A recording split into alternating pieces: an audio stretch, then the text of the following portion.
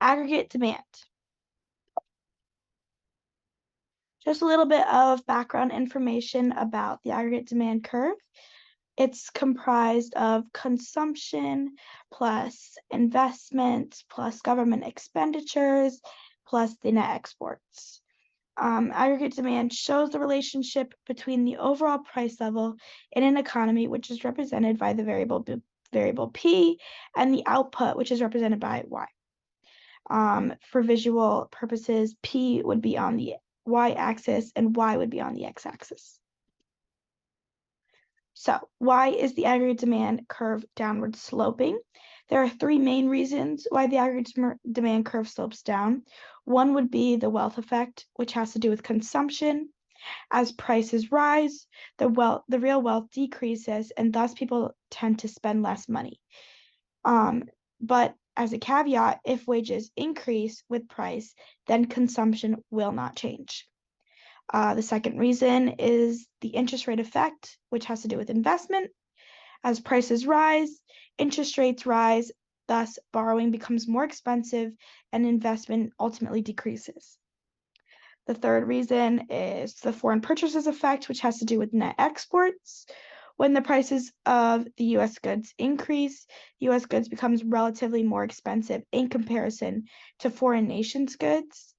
Imports increase, exports decrease, and therefore net exports decrease on a whole.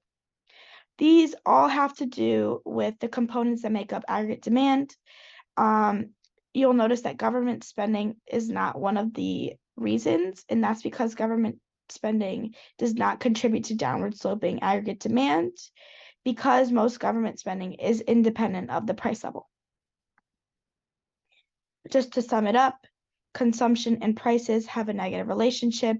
Investment and prices have a negative relationship. Net exports and prices have a negative relationship. So our conclusion is there is a negative relationship between the price level and three of the components that make up aggregate demand. Therefore, aggregate demand is downward sloping. Movement versus shift on the aggregate demand curve. For movement on the aggregate demand curve, the overall price level changes. But for a shift of the aggregate demand curve, there would be a change in a non-price factor.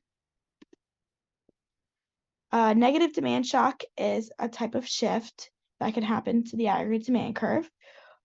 This happens when a non-price factor decreases a component of aggregate demand. It ultimately shifts the aggregate demand curve to the left. You can see on the graph here that the aggregate demand is shifting from here to here.